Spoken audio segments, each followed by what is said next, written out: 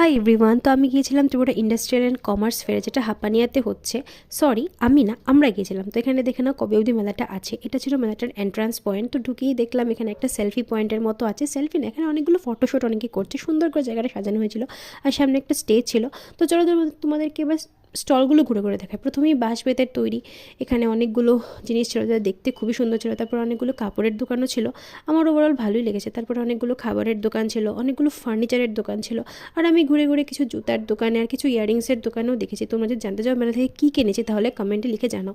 তারপর সামনে একটা মাঠ ছিল, এখানে একটু ঘুরে দেখলাম। তারপর অনেকগুলো খেলনা ছিল, যেটা কিনে তুমি বুঝতে পারবে। তার সামনে একটা স্টেজে একটা পারফরমেন্স হচ্ছিল।